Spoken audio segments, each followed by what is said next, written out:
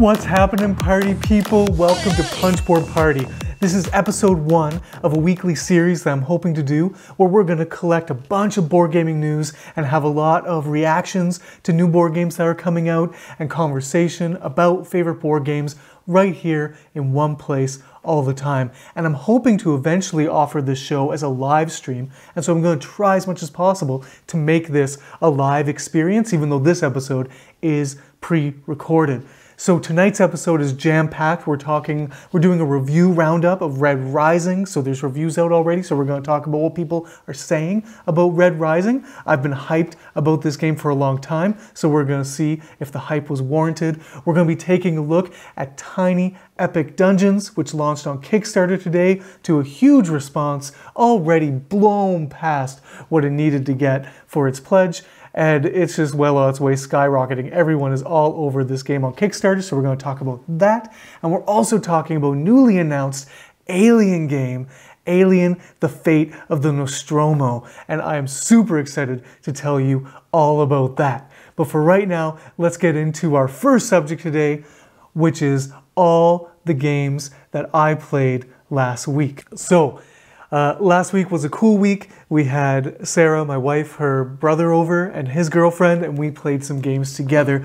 So what I'm going to do when I talk about the games I played, I'm just going to give kind of a brief list of the games that we played, brief thoughts, not going to go into too much detail, just to give you a sense of what the games are like and if I like them or not, because more often than not, a lot of these games are going to show up on reviews on this channel, so I don't want to give away too much. So looking at the games that we played this week, we started off with Fantasy Realms. So Fantasy Realms, the inspiration for Red Rising, which I've been talking a lot about, Jamie Stonemaier's new board game. And I've got a copy of it and we got it to the table. And you know what? Fantasy Realms is a cool little game. There's not a whole lot going on. It's very simple. My phone is dinging at me. Let's turn that off. Fantasy Realms, really simple hand management game. You have a hand of cards at the start of the game, and then on your turn, you are going to draw a card from the top of the deck or from an open-faced discard pile. And every turn you're going to do that until you hopefully have a hand of cards that's going to get you a lot of points. And the cards score points based on what other cards are in your hand as well.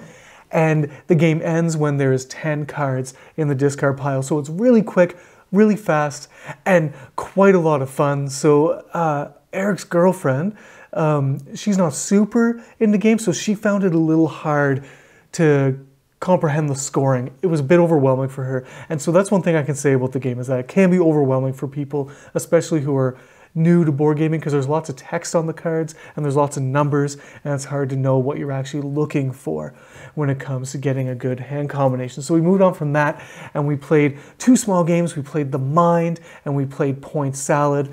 Both of these games are fantastic. The Mind is cooperative and Point Salad is competitive. The Mind, you are trying to play cards in ascending order together as a group, and you have cards from 1 to 100, and you don't have the whole deck amongst you, so you might have 12 cards between the 4 of you of 1 to 100, and you have to play those in ascending order without playing a card before someone else plays a lower card. And if you do, you lose a life. And so you're just trying to get through the levels, and the levels ascend. First level, 1 card apiece. Second level, 2 card apiece, etc.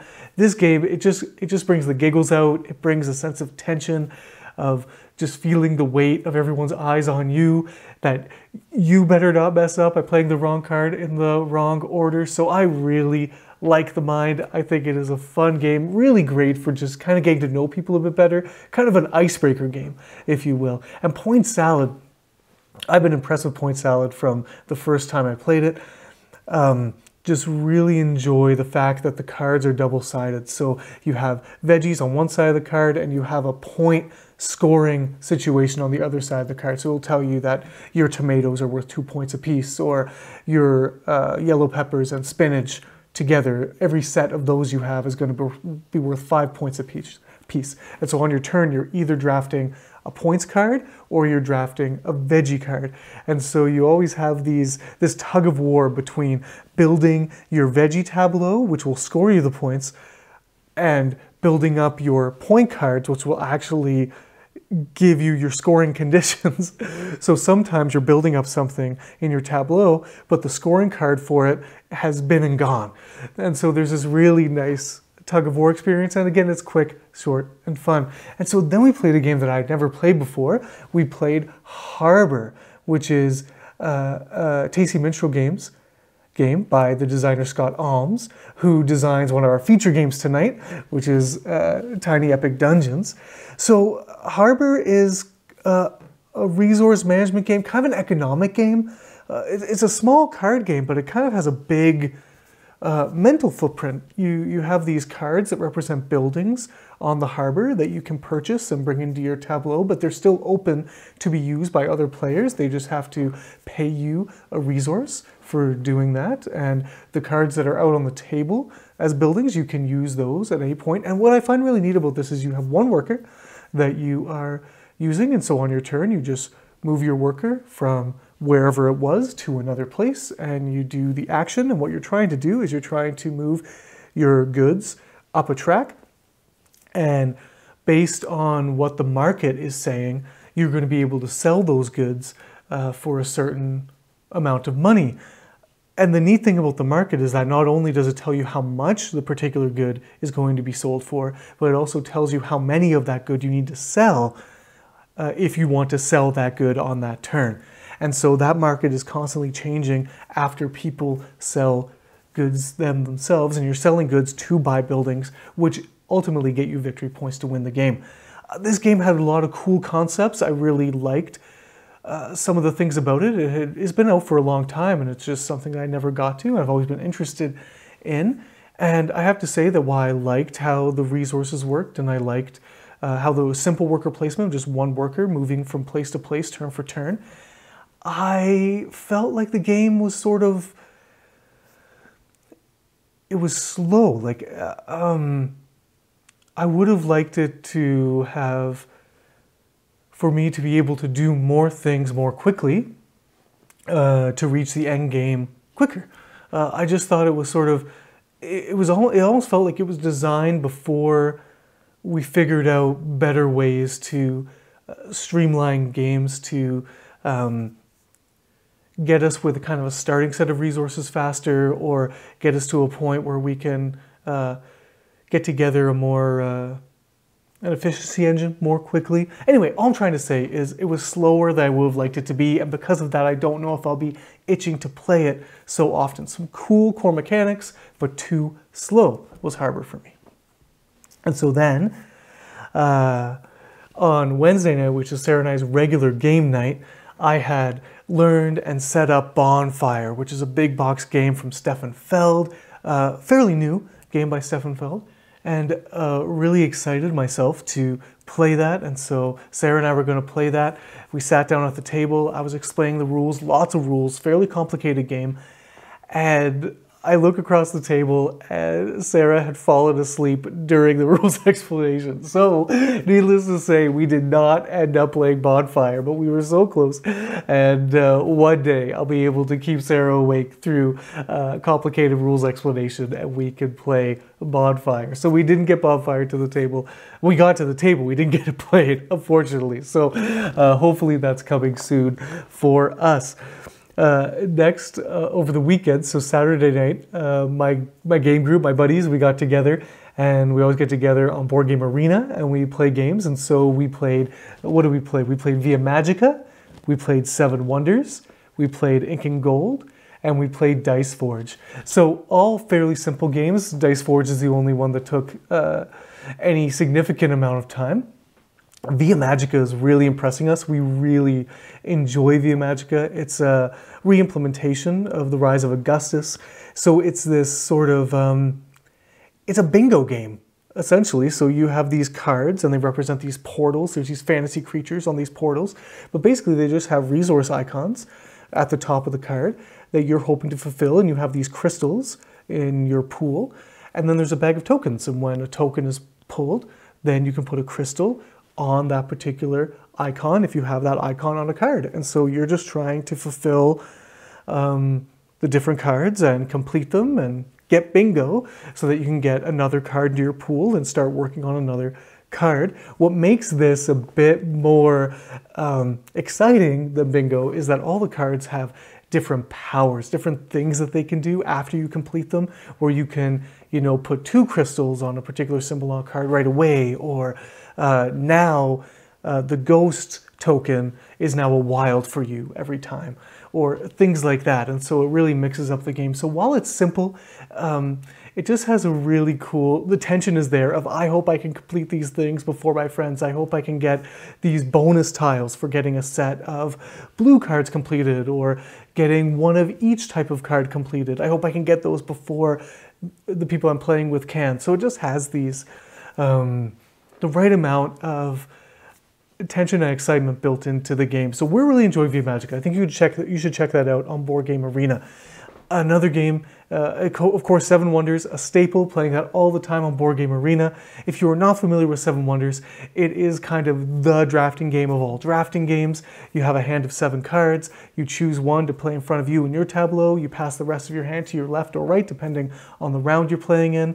And then you pick from 6 cards, and then 5 cards, and then 4 cards. And you play 3 rounds of that, and what you're doing is you are setting up resources for yourself in your tableau, which will allow you to pay for other cards as they come along. Cards have a cost to play them, and you're either building cards that are science, which is basically kind of a set collection where there's 3 types of sciences, and you want to get either one of each 3, or you want to get multiples of the same, or a combination of both to get victory points, or you are trying to get market cards, which gets you money and points based on other cards that you or your other partners have in their tableau. You're trying to get these monuments, which are just straight up victory points. You're trying to raise up your military so that you don't lose points at the end of the round, and you gain points for having more military than the people on your left and your right.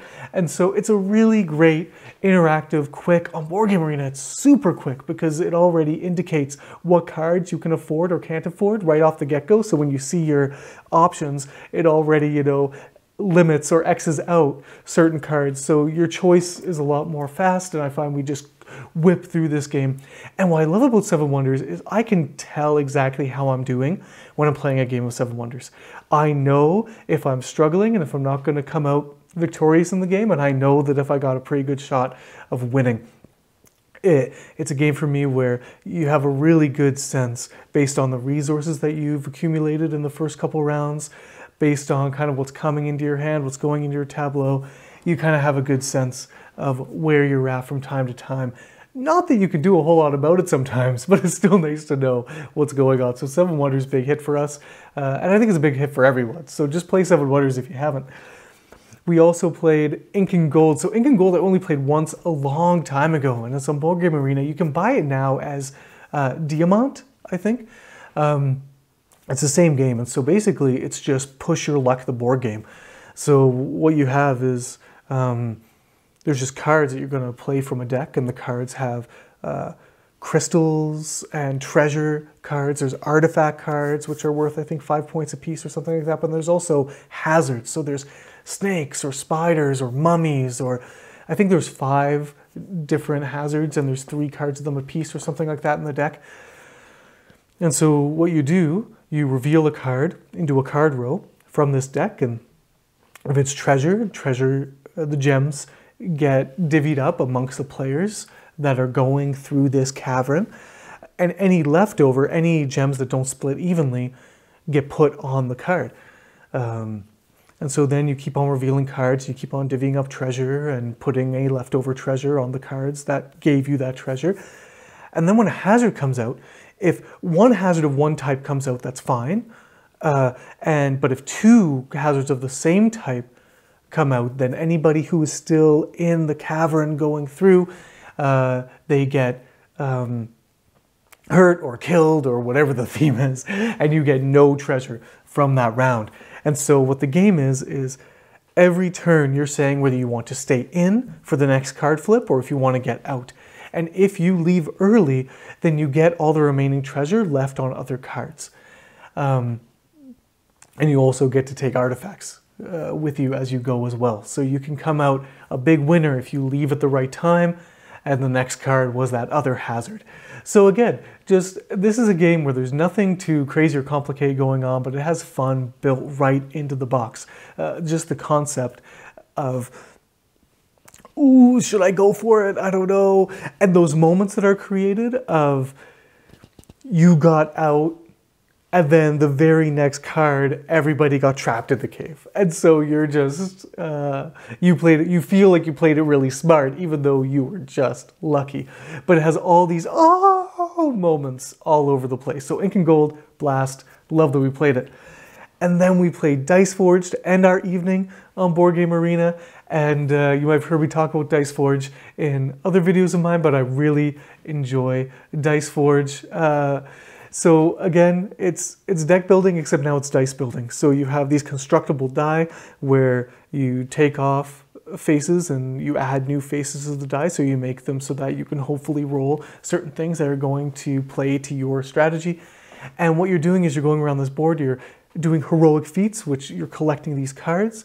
And these cards sometimes have ongoing abilities or one-time abilities. That help you throughout the game. They might get you extra die faces onto your cards or allow you to forge new die faces more regularly than other players. And so, again, it's just this really fun, fairly quick game of kind of trying to employ a strategy in a fairly random situation. So you can have a pretty good handle on strategy in this game, but at the same time, you're still rolling dice. And so they could always not come up the way that you want them, but because you can make them have the faces that you want them to have, you have a pretty good shot of rolling what you want to be rolling.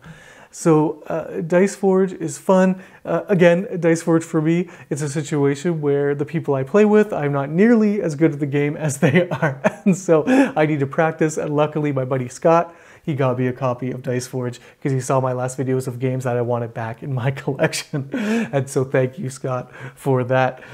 And so then to end the week of gaming for us, Sarah and I played Cartographers. And so I don't know if you have played Cartographers yet. It's in the role player universe, and it's a roll and write game. And to be honest, I don't love roll and write games. I like them fine. I enjoy Welcome to quite a bit. And I shouldn't say I don't like roll and writes. I just haven't played a lot of them. When I hear about them, I'm not drawn or excited to them. And I think it's as simple as I don't love the idea of bringing a pencil into a board game situation. I don't love the idea of drawing on my components. I know that you're drawing on sheets, so it's a different situation, but it's a mixture of worlds that I still struggle with sometimes. Just, drawing on my games, I don't know. But Cartographers, I knew it had something special when I heard about the game. I heard lots of great things about it, so I picked up a copy, and I have to say that this is the star of the week when it comes to what we played this week. This is the game that shone brightest for me. And so what you're doing in this game is you have in front of you a variety of cards. And you and the other players playing with you, and you can play up to 1 billion if you have enough player sheets. But you have this sheet in front of you, it's a grid, and you're going to be drawing polynomial shapes onto your grid, and that's determined by cards that are out in front of you, and it'll give you maybe some options or maybe one terrain type and then a shape. And so you're going to flip a card over and it's going to show you a terrain type as shape, and you're going to add that to your board wherever you want to, wherever you can. Now there's mountains and there's sometimes wastelands and things that create obstacles for you from doing that. But basically, as you're drawing your shapes, you're really trying to pay attention to the scoring cards. And so there's 4 scoring cards in the game, and they're going to tell you what's going to get you points. So it might be your largest city is going to score 1 point apiece, or every diagonal line from left to bottom, complete diagonal line from left to bottom of filled spaces is going to get you 3 victory points at the end, or 5 victory points at the end of the game. Not the end of the game, whenever that card scores. Because the thing is that the cards, the scoring cards, they don't score every round. Each season, so each of the 4 rounds of the game that you're going to play has 2 of the cards that are going to score. And the first card that scores is going to come back around and be one of the last cards that scores as well. And so you're you're building up to the cards that are going to score later on, but you're also focused on what's going to score this round as well. And so that balance is tricky to keep. And the other thing is that every now and then there's a card that'll be flipped out of the deck that's an ambush card. And so there's these bad guys that show up, and they're also polynomial shapes, but you hand your sheet to another player and they draw that shape on your board. So kind of messing with your plans a bit that way. But you know what? It's not too disruptive. And so what I really loved about this game is while there was enough restrictions to keep the tension in the game, it gave me total freedom of where I drew my shapes and pieces. And so while I was working on something over on this side of my player sheet, I had the freedom to go over and work on another side of my player sheet. And so I find sometimes in roll and writes, I feel fairly restricted to, well, of course I'm going to go for this, or of course I'm going to go for that. But this felt a bit more open. I felt like I could breathe a little more and make some more clever decisions. And so, and one more thing about it that I really liked was that we played 2 games of it, and both games felt very different. The challenges that we were faced with, the ways that we needed to score, because there's different cards that you can scoring cards in the game, it made for quite a different experience. And so I still want to play this more before I do an official review of it, because I want to know how samey it feels time after time, or if that difference that we felt is actually an authentic game-to-game experience where you feel like you're playing quite a different game each time. Not a different game, but like there's a different thrust to the game, or a different set of challenges that makes it feel either tighter or freer or looser, or whatever the case may be. So Cartographers, star of the week for sure. So that's what we played this week. I hope that gave you an insight into some of our gaming habits, and maybe it gave you some ideas for games that you want to play as well. All right, so now we're going to move into our review roundup for tonight. Yeehaw! We're talking about Red Rising. We finally got some reviews out, and I'm going to go over what other people are thinking about this game, see if we can get a better sense of what the game is actually going to play like when we can get our own mitts on it. So I looked at Before You Play, Roll for Crit, Rado, Blackboard Gaming, Thinker Themer, Tantrum House, Tim Chuan, and Board Game Quest. So the last one, Board Game Quest, was an article. The rest were YouTube videos.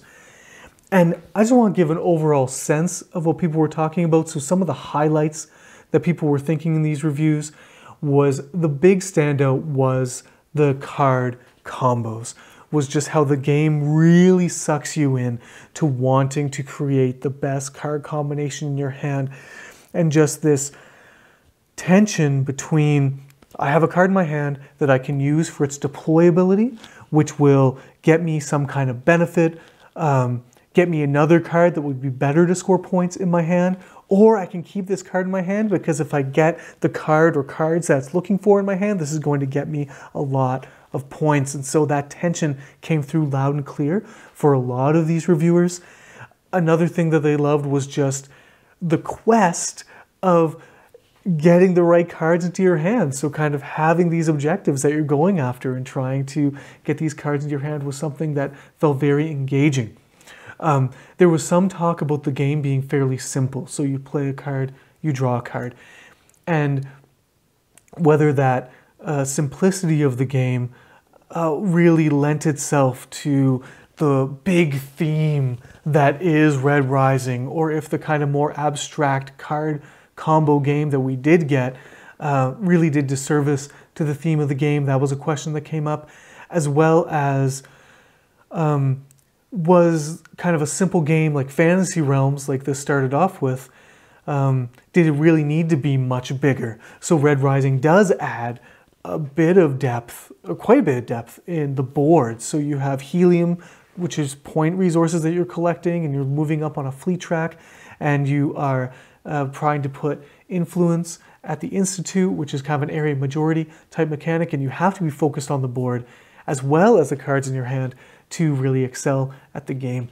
And so there were some wonderings about whether it shouldn't have been just a simple card game. But other folks loved that this had more going on because it felt more like a game that you could sink your teeth into. So the big plus was the card combinations. And the big kind of overarching minus was how big the deck is. So 112 cards. And all of these cards are unique cards, and they're all looking for a specific thing to be paired with. And Board Game Quest in particular had big problems with the game where he had multiple plays where he had cards in his hand that needed particular cards, particular colors to be out on the board. He had a card that would play on top of a white card and do something, and no white cards came out throughout the entire game. There was another thing that comboed with blues, and only 2 blues came out through the entire game, and so he felt like the game was just too random. The cards that you ended up in your hands at the beginning of the game, you couldn't do much with because of everything that was going on. And so there was that complaint where it was too much going on to really latch onto a strategy, as well as just the way that things comboed and the text on the cards was a bit of an overwhelming experience when you first got into the game. So those were kind of the setbacks. So thrilling to get the combos right, frustrating to not be able to land those combos to begin with. And so before we wrap this up, I want to just kind of dive into a couple of the reviews. So I want to talk about what surprised me in these reviews. And so I want to talk specifically about Monique and Naveen from Before You Play and Board Game Quest. And so their reviews surprised me. So Monique, at the end of the day, liked the game. She liked the game, but I was surprised by the fact that she preferred Fantasy Realms, or it seems like she seemed undecided, but it seemed like she preferred Fantasy Realms to Red Rising. She preferred the simplicity. And what I was saying to myself as I was going into Red Rising, because this game leans so heavily onto that core mechanic, I kind of thought to myself, this better be better than Fantasy Realms if it's going to be relying on the core mechanic of Fantasy Realms. Because if I can just play Fantasy Realms and Red Rising is just Fantasy Realms plus, and I prefer Fantasy Realms more, then Red Rising's not going to hit the table as much.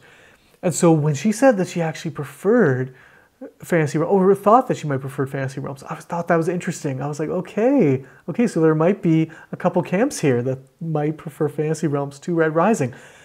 I think I'm going to like the complexity of Red Rising more, but we'll see.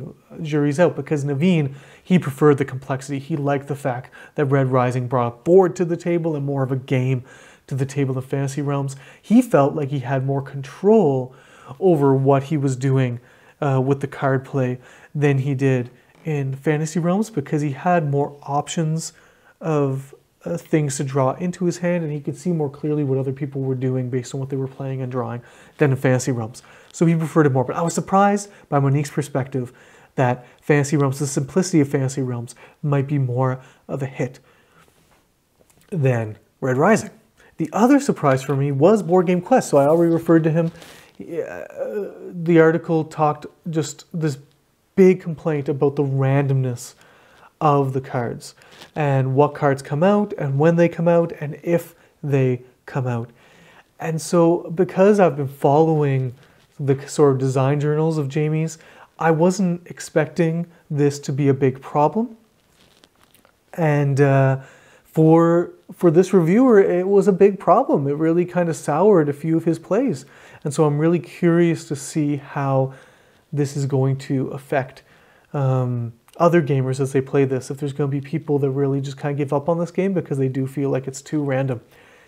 And this leads me to Rado, who his review was exactly what I expected. He just gushed and oozed over the tension in this game. He loved the multiple use cards where you are just, should I use this card for its ability or should I keep it in my hand to get points? And he loved how there are kind of take that cards in the game, but they are sort of muted by the fact that there's a really high point value to those cards, and so you might not want to use them, or you're only going to use them in desperate circumstances. So he loved that, because him and Jen, his wife, who he plays with all the time, they don't love the take-that-y competitive sort of nature of some games, and so that landed well for them. He just thought it was this wonderful puzzle of just getting the right card combination into your hands and working with the cards that are on the board. He just thought it was great. And what he said, which I think is the counter to Board Game Quest, is that he said this is a tactical game. This is not a strategic game. This is a game where everything is changing from turn to turn, round to round, and you're going to have to give up on particular strategies that you thought you were going for, and you're going to have to take up something new based on what is being played and drawn. And so I think that's a really good insight, and that people should be aware as they're going into this game that this is tactical. And that really excites me because I've always been better at tactics than strategy. So I'm excited about that. So we're looking at, across the board, we have positive reviews of Red Rising. Some in the kind of low positive. Some that are like, it's a good game, and when it works, but when it doesn't, it doesn't. And some major complaints too about if the theme matches. And what I liked when I heard about people complaining, so there was one complaint from Roll for Crit that the warfare in the game was deduced to a simple fleet track. So there's a lot of narrative and a lot of story that's going into that simple track. And when Jamie was talking about designing the game, he really wanted to focus on the characters. And what Roll for Crit eventually said was that you really get a sense of the characters in this game. So I think even though there's going to be complaints about the theme not matching the game or the theme being thin in this game, I think Jamie achieved what he had set out to do, and that was focus on the character drama of these stories. And there's also a little bit of this is overwhelming right on the outset, but the overwhelming positive was that once you get over that initial bump, it's so satisfying to pull off these game combos, and it's so engaging going after these card combinations.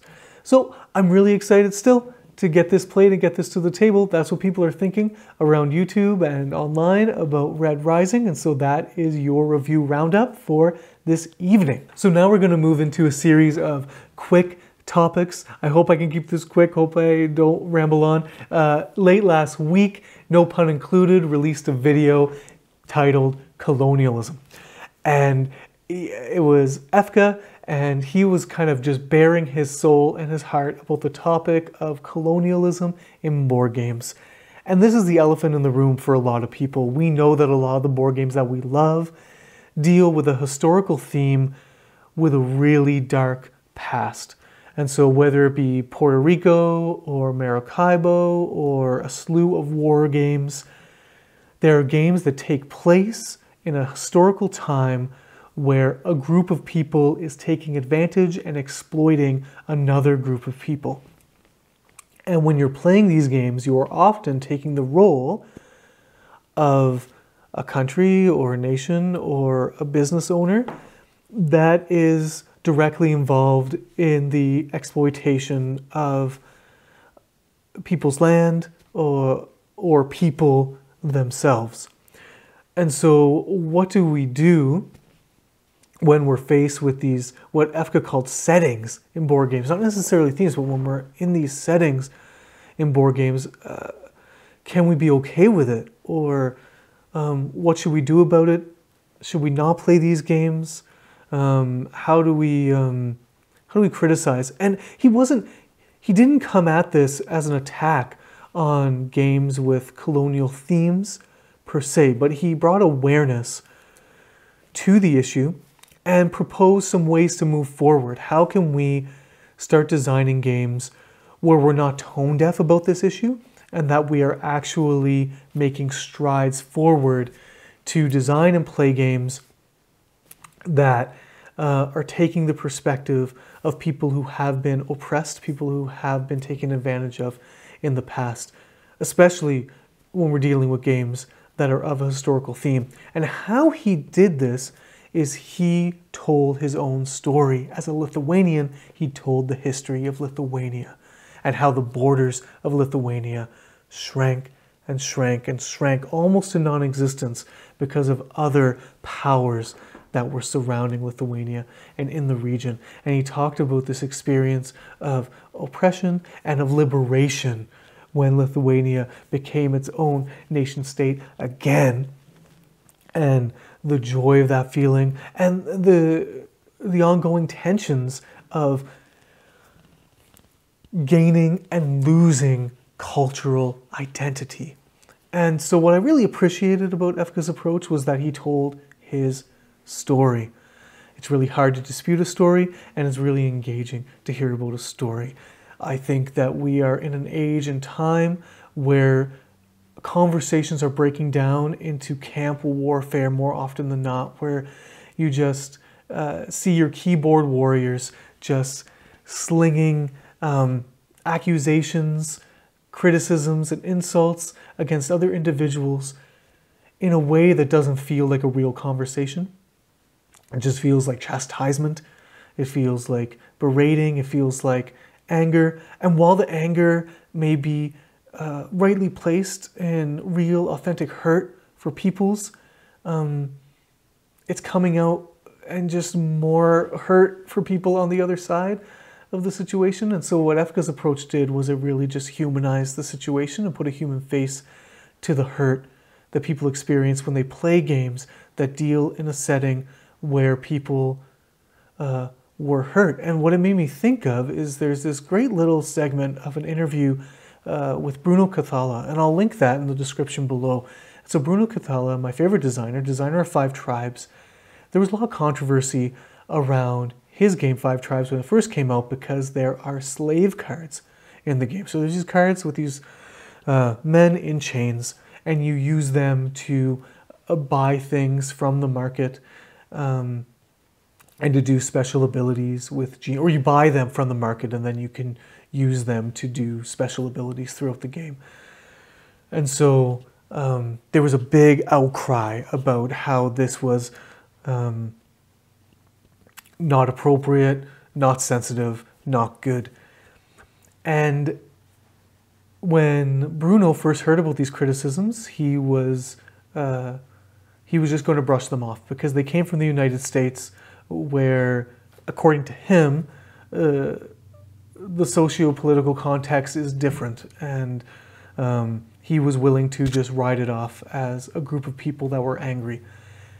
And then he got these communications from 4 or 5 black people who shared their stories of how playing this game made them feel.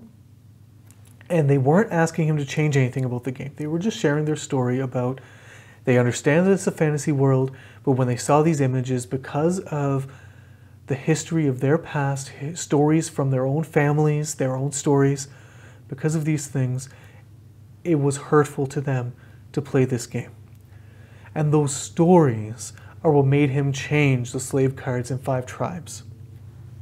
And it was because he realized that he wanted board games to be fun for people. Why do we play games? We want them to be fun. And why do we design games? We want them to be fun. And so he had created an experience that was not fun for some people because of their own personal stories and history. And so he sought to correct that as best as he could. And so I think storytelling is the best way to approach these issues. And so, Efka, I thank you for telling your story. And I urge all of you to share your stories about how this hobby has hurt you up until this point, and hopefully in a way that people are listening. Like, not in a way that people, it's just like, and then on the other side, let's listen to these stories so that as we are telling our stories and hearing other people's stories, we can come to a place where we are creating games that are enjoyable for the greatest amount of people.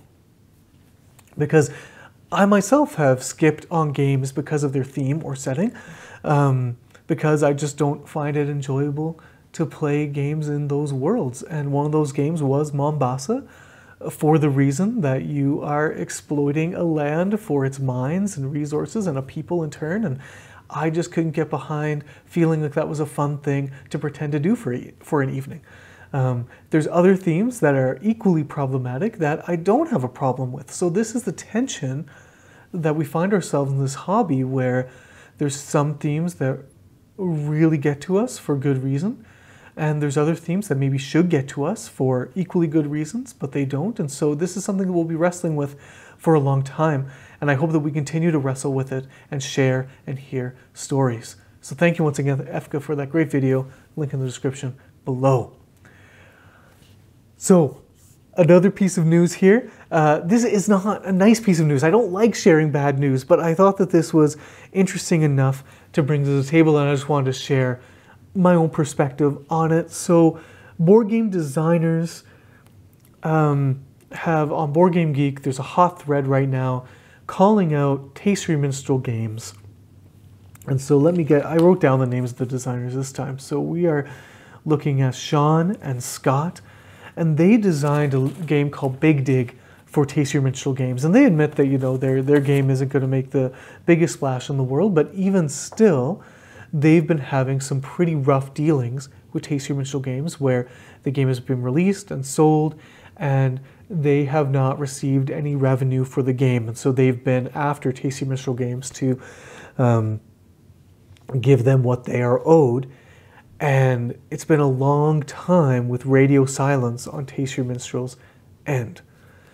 And so they've continued to reach out to Tasty Minstrel Games and no response. And so they decided to take their case public to Board Game Geek to say, hopefully this will give some attention to the problem, and hopefully Tasty Minstrel Games will talk to us. And so I thought this was just a really interesting piece of news. There's a lot of board game publishers that are struggling right now.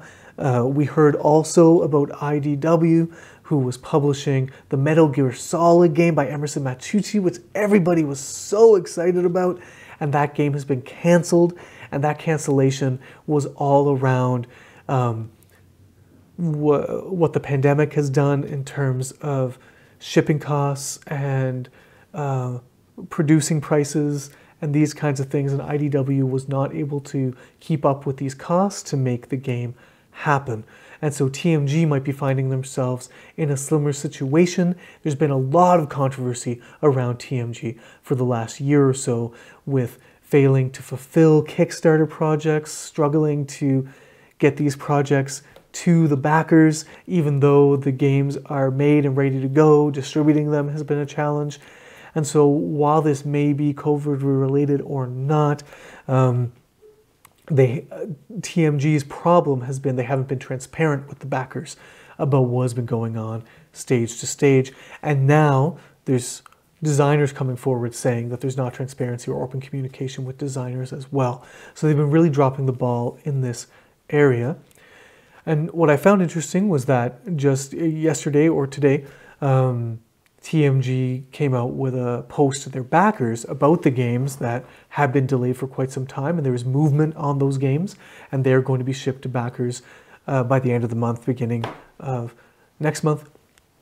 And so that's a ray of hope that Scott and Graham might be, and Sean, Scott and Sean, might be hearing from Tasty Minstrel Games soon. And at the end of that Kickstarter post, they said that the reason to the delays, one of the major reasons, was that the owner, Michael Mendez, has been dealing with personal issues. And so for me, I always want to be really careful around the subject of personal issues, because we don't know what that could be. That could be all sorts of different things. And I think we just want to treat people with kindness and mercy. Yes, people have a responsibility to their clients when they are business owners, and they have a professionalism that they have to upkeep, and when they let that down, that should be criticized and should be called out to light.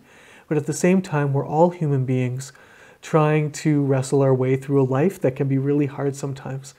And so what I really appreciate about Sean and Scott's approach to the situation, because everyone on BGG was recommending legal action for them, and the reason why they wanted to stay away from legal action is they seem pretty keen on keeping a culture of trust in our hobby alive and strong. And so they just want a conversation. They just want to be acknowledged by Tasty Minstrel Games in this whole thing. That's their only goal for going public with this.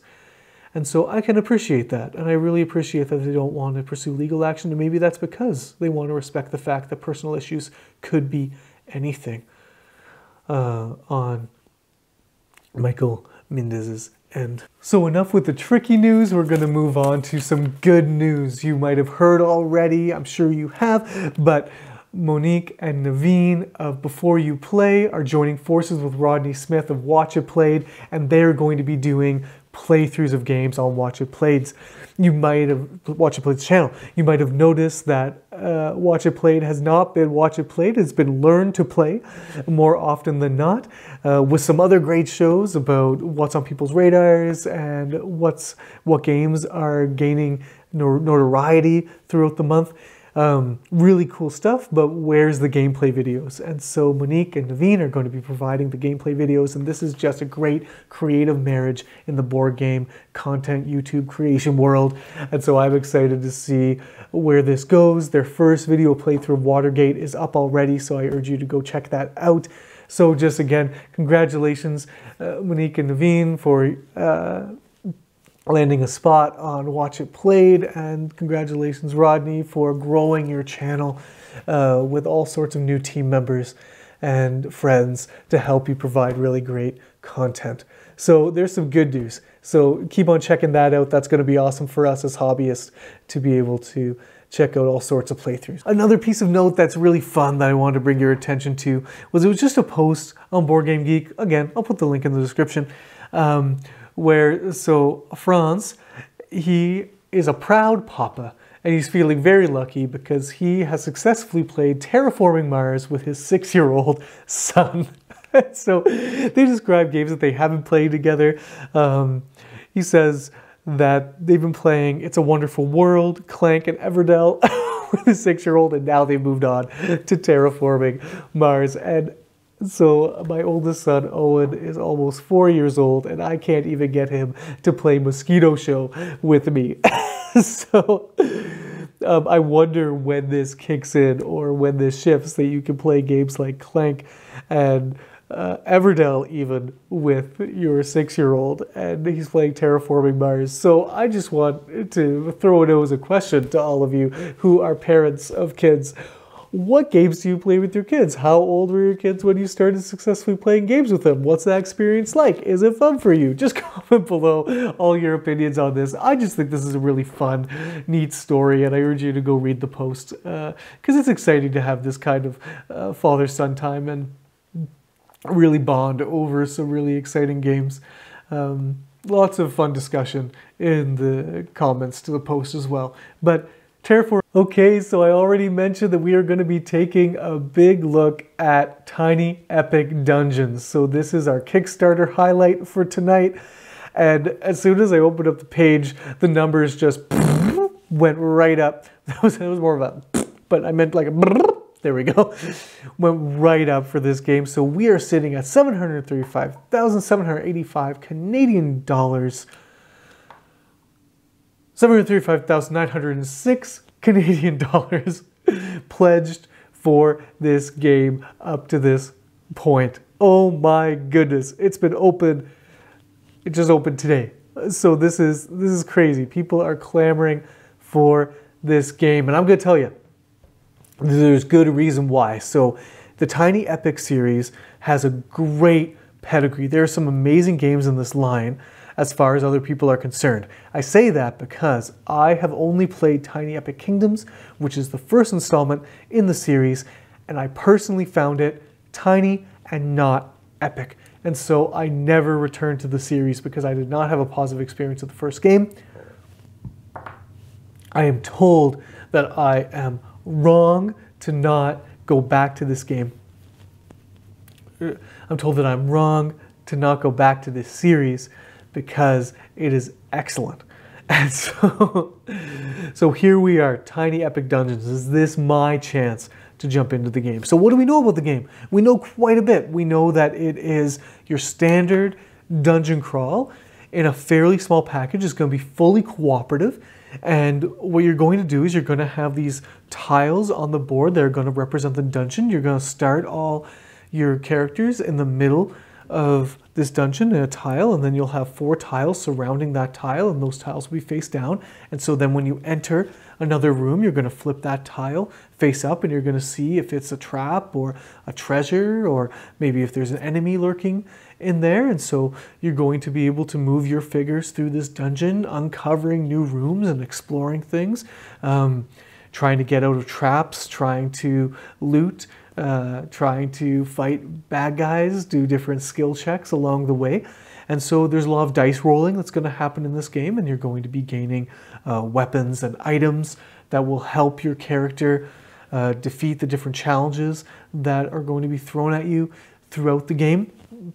The big thing that stands out right off the bat when you're looking at the Kickstarter page of this game is these beautiful miniatures. So what I get a kick out of is that Kickstarter is known for really bringing to life these big, grand, epic games, your dungeon crawls, your storytelling games, so we're thinking about your Etherfields and your Gloomhavens and your, these big games.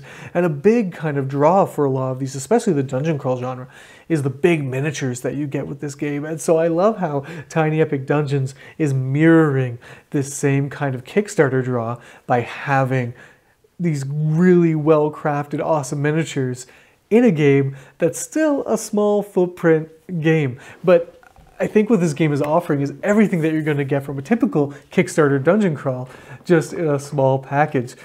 So the neat thing is that the game is also in 2 phases. So you have your dungeon crawl phase where there's all sorts of enemies that are coming at you, and so you are clearing the dungeon of all those enemies, and then at that point you are then able to go into kind of the final boss lair, and so then you have a big boss fight, and somehow you leverage rooms throughout the dungeon to defeat this boss.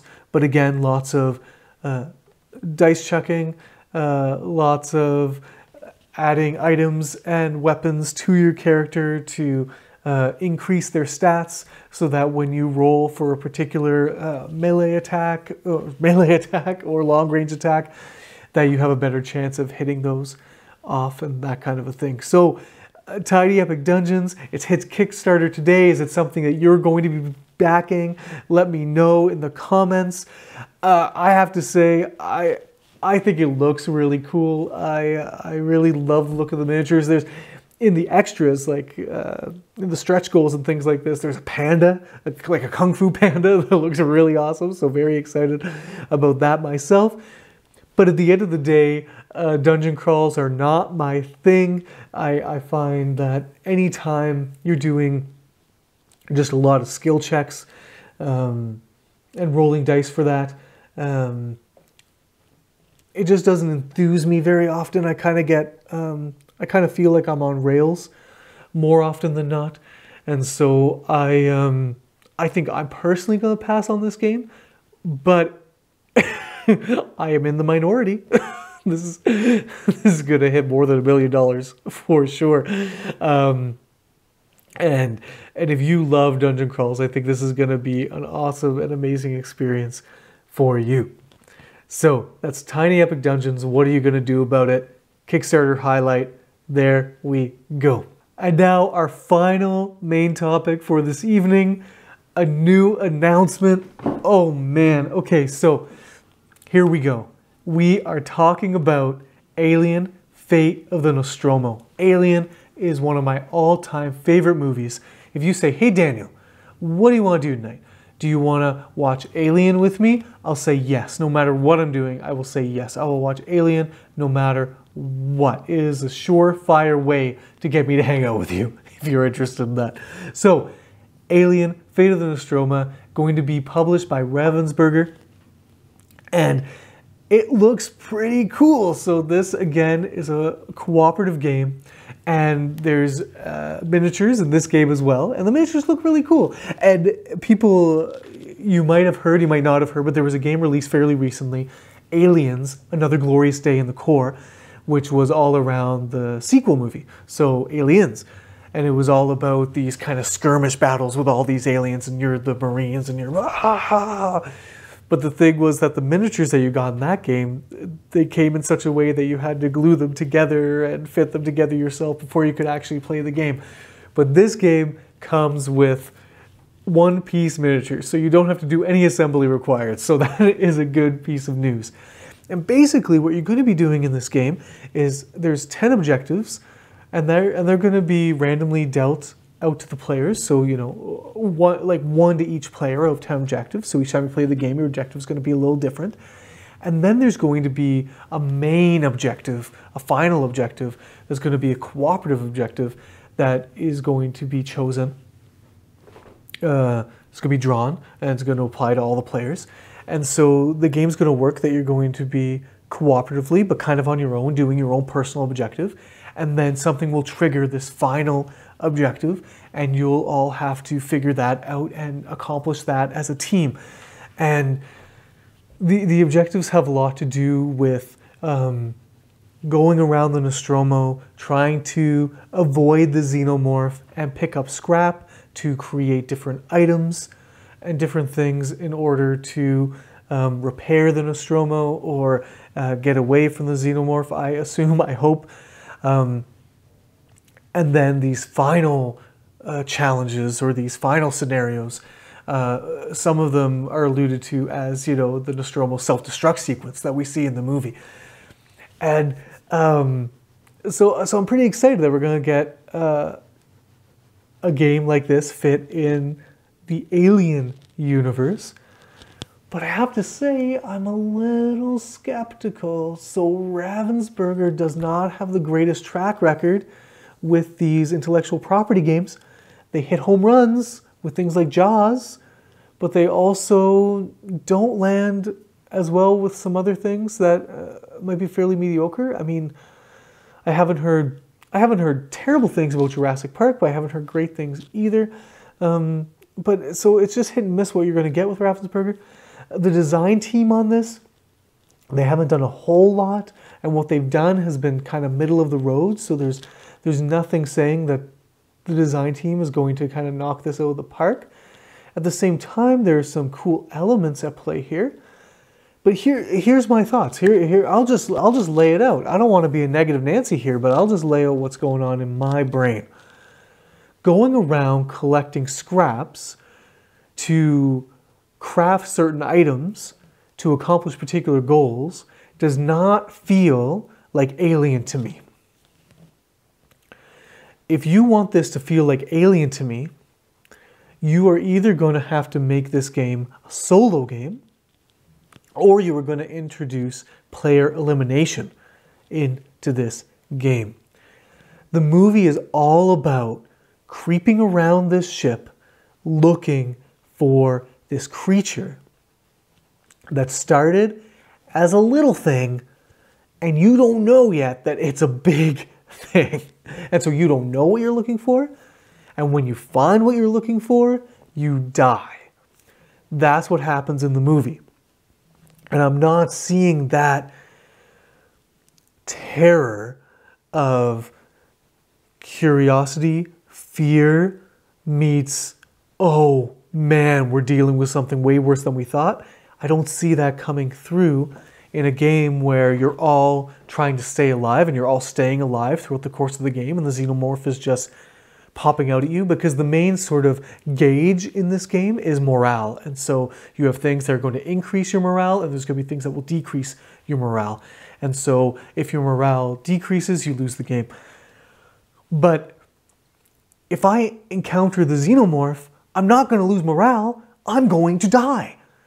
And so if that's not represented in the game somehow, or if this game is not just, if you don't have the opportunity to be the last woman standing like Ripley, and you have had to go through this game watching all of your comrades fall and die, and you are now putting in this last-ditch effort to escape in an escape pod or blow the xenomorph out of the bay doors, you know, like if you don't get that moment in this game, I don't know if it's really going to be what it needs to be.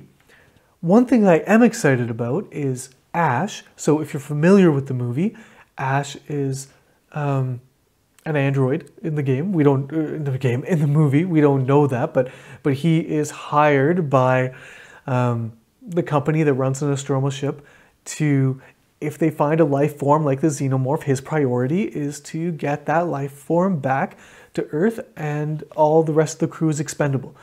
And so he is in the game as an option where he'll sabotage by removing scrap pieces from the board so that you can't manufacture items and things like this that you need.